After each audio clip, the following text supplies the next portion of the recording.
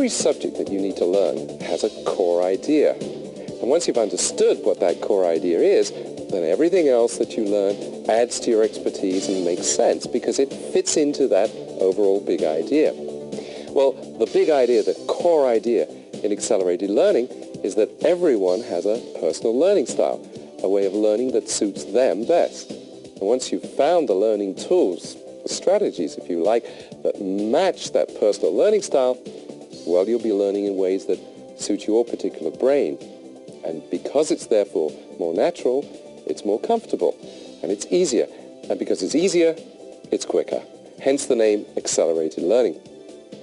Well, this video will give you dozens of ideas to learn better and faster. Try them, pick the ones that suit you best, and you'll have a set of learning tools that's custom-made for your brain.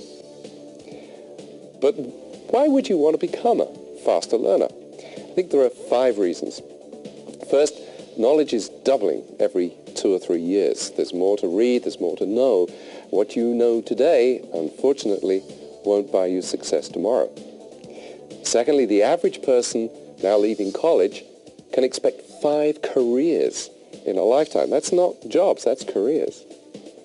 Thirdly, nobody today can guarantee their employment. But what you can do is you can guarantee your employability, which comes from constantly expanding your skills and simply learning faster than your competitors. Fourthly, we're in the era of mind power, not manpower. To earn more, you have to learn more. And fifthly, technology is the driving force today, and of course it's changing faster and faster.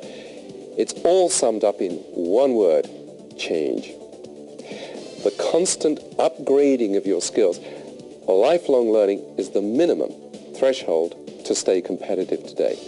And in such a fast-changing world, learning how to learn surely has to be the core skill, because what you learn can, in fact, will become out of date. How to learn, well, that's a skill for life. And that's incidentally why I really hope that you'll share the techniques on this video with your children. Let me spend a few moments talking about your brain, because that's, of course, what you learn with. 90% of what we now know about the human brain has been discovered in the last 20 years, and accelerated learning is based upon those important new discoveries. Accelerated learning, as you'll see, consciously starts with the big picture because that suits the faster, global, learning right side of the brain. But then it presents information logically to suit the more linear left side of the brain. Here's one of the most fascinating of the new discoveries. There's a middle part of the brain which is a key to your learning.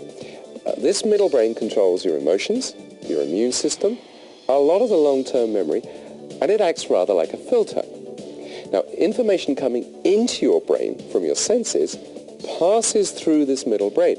But if you're under stress, well, that information may not get released properly to the top thinking brain. The final information you need on your brain is that the idea of a single fixed form of intelligence, which you can measure as an IQ, has, I'm pleased to say, been discredited. In its place, Dr. Howard Gardner, who's professor of education at Harvard University, has shown that we have at least seven different forms of intelligence, and maybe an 8th. Each of those intelligences represents a resource for learning. You have a linguistic intelligence, the ability to absorb and use the written and spoken word. A mathematical logical intelligence, the ability to handle numbers and sequences and logically presented data. There's a visual spatial intelligence. You use this in navigation, in drawing, sculpture, diagrams. There's a physical intelligence, the ability to use your body well. Interpersonal, the ability to communicate well, to read other people's moods and body language sensitively. There's an intrapersonal intelligence. That's an inner-directed intelligence, the ability to be reflective, to make plans, to draw conclusions. And finally, a musical intelligence, the ability to use rhythm and rhyme well. Now, the result of all our research on learning and the brain has led us to see that effective learning follows 6 stages. Let me go over them briefly. Stage 1, your state of mind. You need to be relaxed, motivated and focused. In other words, to mobilize that middle brain. Stage 2, whatever you're learning, it involves fresh information coming into your brain from the outside. So learning involves seeing and hearing and doing. And the more sharply your senses are focused on the subject, the better you will learn. Stage 3, you've now taken in the information. Well, now you need to actively explore the subject to make it your own. And that's when you'll use as many of your intelligences as possible. Stage 4, having understood the subject, you still need to commit it to memory in such a way that a simple trigger will cause the rest of the information to come flooding back. Stage 5, you now need to know, if you do know, to test yourself. In other words, do I really know this? And finally, stage 6, you need to reflect upon the whole process. In other words, to think back on which techniques really worked well for you and which ones might need to be modified. You see, you're now thinking not so much about what you've learned, but about how you learned it. These 6 stages provide an organized framework for fast and effective learning. But what do you actually do at each stage? Well, that's what my colleagues Malcolm Nicol and Jane Nicol are going to show you now with the aid of a studio audience of potential accelerated learners. Welcome to Accelerated Learning. I'm Malcolm Nicol. And I'm Jane Nicol. Before you begin to learn anything, you need to get in the right state of mind for learning. That means that you have to have a belief in your own inherent ability to learn anything and to have fun, to find learning an enjoyable and fruitful experience. You really have to have that unerring belief. Let me give you a few examples of what I mean. You think of some of the most famous, most intelligent, most creative people in the world. Think of Walt Disney, for instance. Would you believe he was actually fired by a newspaper editor for lack of creative ideas? Einstein couldn't speak until he was 4, couldn't read until he was 7. And Beethoven, he was actually told by a music teacher that he was hopeless as a composer. And we all know what happened to those people. What I'd like you to do now is think back to a time when you succeeded at something. It may be back in your childhood, it could have been in sport, it could have been in learning at school, something, a time when you felt so proud and people congratulated you, you were a success. Bring back those feelings. What were people saying to you? What were you feeling? What were you seeing? How did it make you stand tall and proud? Those are the feelings of success that you need to start learning with. You can learn, you can be successful because you've been successful before. This will really help to get you in the right frame of mind. And it helps you to feel better because the mind actually affects the body. So as you think these positive thoughts about your successful time, you'll actually find that you're standing or sitting a little bit straighter and that you're feeling much more ready for what we're going to do. Now, from the beliefs that you have, you actually can start by breathing very, very carefully. Your brain is only 4% of your body weight, but it actually requires 20% of the oxygen. So when you start learning, it's very important that you clear your mind and take some deep breaths to clear away all the stress and strain of the day. And again, if we'd like to sort of just join in here now, just 5 or 10 cycles of breathing in and feeling the oxygen getting into your lungs so that it can get to the brain to help you get ready to learn. And you go, breathe in gently, hold it for a couple of seconds and then out nice and gently. And again, in and you keep going. And as you're breathing out, you will feel the stress and the strain going. You will get your brain ready, nice and clear.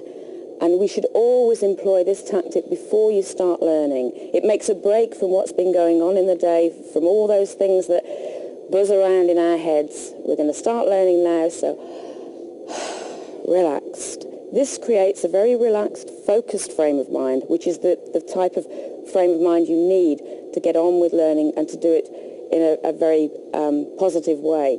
Why are you learning anything? You have to know that before you start. you have to decide what we like to call WII-FM. You tune into radio station WII-FM. What's in it for me? What's the ultimate reward? What's the ultimate payback from the learning experience? Let me give you a few examples. Let's say, for instance, you were trying to learn a foreign language. Why do you want to learn French? Is it because you want to go on vacation to Paris and be able to go into a beautiful sidewalk cafe and order dinner and make sure that the steak comes back cooked the way you really want it? Or maybe it's a business expansion and you have a client that you can do business with in Mexico City. He doesn't speak English. Imagine how much to your advantage it will be if you can speak Spanish. So you need to have a clear vision of achieving that goal and what you're going to get out of it. Imagine yourself there in that sidewalk cafe, having ordered an exquisite dinner, having conversed fluently with the waiter. Picture yourself there. Imagine how good you will feel, how exalted you will feel. Just feel that elation. And the same if it happens to be a business negotiation. You're actually down there, sitting around the negotiating table in the boardroom. You've clinched the deal. You've shaken hands. You've impressed your client with your knowledge of his language. What a great courtesy. What a great business advantage. Now, on the way to getting there, you need to set yourself some goals. And you need to do things one step at a time. Because trying to learn a foreign language, for instance, seems like an immense task if you're sitting here today and you don't know a word of French or a word of Spanish. Try learning just 5 words a day. 5 words a day isn't very much, but over the course of an entire year, you could actually become very conversational in that particular language. Another important thing you can do for your motivation along the learning path is to actually reward yourself. When you do achieve one of those goals, pat yourself on the back. Give yourself a gold star. If you're going out to learn French and you achieve a certain level, take yourself out to a French dinner. Have a restaurant and practice your skills while you're there. Very, very important. Pat yourself on the back. We like to call it catch yourself doing it right. Another important thing is confidence, to build up your confidence levels. And I've talked already about learning a language, and it's a good example to continue with, because what you need to find at the beginning of any learning experience is what you already know. And you may not think you know any words of French or German or Spanish. You'll be amazed how much you do already know. One good tip for learning is to summarize what you've learned as you progress. So let me recap what stage 1 was about. Essentially what Malcolm and Jane have said is that a little time spending preparing for learning makes a big difference later. Spending time to get focused and positive, motivated, psyched up if you like an athlete, is time very well spent. So, 1, think through exactly what this will do for you. 2, set a timetable and stick to it. 3, break the subject down into small chunks and celebrate each little victory. And 4, visualize really vividly what success will look like and feel like. You see, motivation isn't about grim determination. It's about making sure that you've programmed your subconscious mind to really want what you've set out to do. Okay, now let's look at stage 2, getting the facts to suit yourself. So without any more ado, what we want to do right now is get you all speaking Japanese, counting for us very simply in 1 to 10 in Japanese. We'd like you to stand up just for a moment. What we've done here is, you saw the Japanese characters before and you probably thought, how on earth are we going to count to 1 to 10 in Japanese? We've accelerated the process here. So we'll do them in pairs and build up as we go through. And if I'll take the lead, and if you'd like to follow, we start with 1 and 2, which are ichi, ni. So we scratch our knee. So it's ichi, ni. That's it. Come on, join in and say it, please. Ichi, ni. 3 and 4 are sun. We point to the sun. And she, we point to a lady. So we go from the top.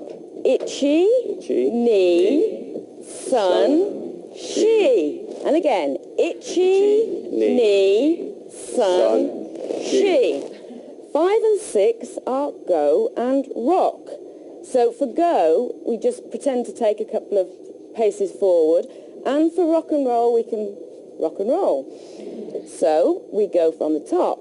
Itchy, knee, sun, she, go, rock. Right, and again, itchy, knee, sun, she, go, rock. 7 and 8. Now, 7 is shishi, so we do a double sneeze. So it's shishi, okay? Shishi. And 8 is hatshi, so we put on a hat and sneeze. So it's hatshi. Right, try those two. Shishi, hatshi. Okay, and again, shishi, hatshi. Remember the actions, it all helps to build the memory. So we start at the top with itchy, knee, sun, she, go, rock, shishi, hatchi. And again, itchy, knee, sun, she, go, rock, shishi, and hatchi. Great. And the last pair are 9 and 10, which is coo, like a dove, and ju, we put on the yarmulke, right? So it's coo and ju. Okay? From the top. Itchy, knee, sun, she, go, rock, shishi, hatchi, coo, and ju. We will be coming back to this later on, and we'll see just how much you remembered. Thank you very much. You sit down. That was really excellent. Thank you very much. A very good participatory audience. It's got you all warmed up as well. But this is true multi-sensory learning.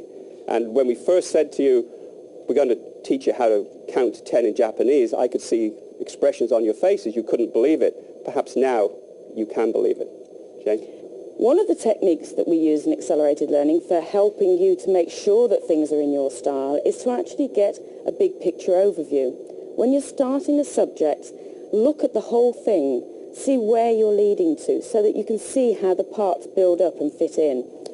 The next technique that we like to use is to actually break that big picture down into small steps, because again, just like goals in life, if you've got small steps along the way, you can reward yourself as you achieve them, you can calculate how you're progressing, you know you're moving towards your final destination. Now, there are many, many ways of learning, of getting input. It can be an audio tape program, it can be videos, television programs, lectures, books. No matter what input you use, to make sure that you're listening or watching very carefully, you should always be trying to ask questions of the person who wrote the program, who wrote the book, who's presenting. Because if you're always listening to ask the questions, to try and trip them up if you like, then you're listening well and you're making sure that you're concentrating, looking for the things that you need clarification on. And we recommend that you use the A, E, I, O, U that's on the board there, which are the vowels in the alphabet, to remember the type of questions you need to be asking. They are assumptions. You know, what assumptions are being made here? What evidence is there for the answers? What illustrates this point? Or what illustrations can I think of in my own work? What opinions or conclusions can I draw from what's being said? And basically, what's unique about this? What haven't I heard before? What can I do with this? So always be forming questions, asking the author, the writer, the presenter in your mind. You know, get your answers. You'll be very much listening well if you do that. As Jane mentioned, as adults, there are 3 key ways that we take in information: visual, auditory, and physical. And I'd just like to ask you to consider for a moment how you best remember various events that happen. Let's say, for instance, that you're watching TV, or you're at the movies, or even reading a book. Do you, A, best remember what you see? Do you remember the scenes? Do you remember what people look like? Or B, do you remember the dialogue? Do you remember what people have to say? Do you remember people's names? Do you remember the jokes? Or C, do you remember what happened? Do you remember how the characters felt? Do you remember how you felt watching them or reading about them? You are all unique individuals, and you all have preferences. And this is what multisensory learning is all about, is to help you recognize the ones that you have and to embrace the others as well for true multi-chance, multisensory learning. Jane? We've seen a lot of techniques so far and mentioned a lot of techniques that actually refer to each of the senses. The visual people will certainly find techniques like highlighting. As you go through a textbook, don't be afraid to highlight, because we've all been brought up to respect books, but basically they need to work for you, and you should be involved in what you're learning. Go through, highlight the text as you find new information, underline it. Those sort of things will be very helpful for the visual people. You can also use mental imagery and visualization to put yourself in a situation where you're using your learning. That's a very visual technique. You can watch demonstrations. You maybe need to see somebody doing something before it really makes sense to you. And also the mapping technique that we'll be showing you in a little while, like the maps that we're using here, would very much be a visual technique where you can see what we're talking about. For people who are more auditory, they don't need necessarily to take so many notes, because that's their way of learning. They take the information in an auditory style. And things like audio tapes, even reading into an audio tape themselves, to help revise, that would certainly help. They appreciate the sound of the voice. You can use tone and even use crazy accents to make things stand out more when you're taping your own revision. Reading out loud is definitely helpful for somebody who's auditory, and obviously lectures are ideal for them. For the physical learners, they really need hands-on. They need to actually be doing things to make sense to them. So again, actually taking part in a demonstration or taking part in role play would certainly be an advantage for them.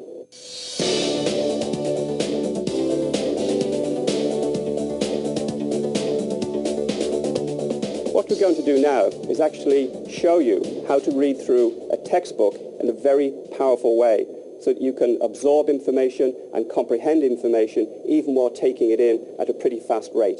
Jane? We're using the imaginary example of a 250-page book. You know, a lot of us get these books and we know we need to find the information.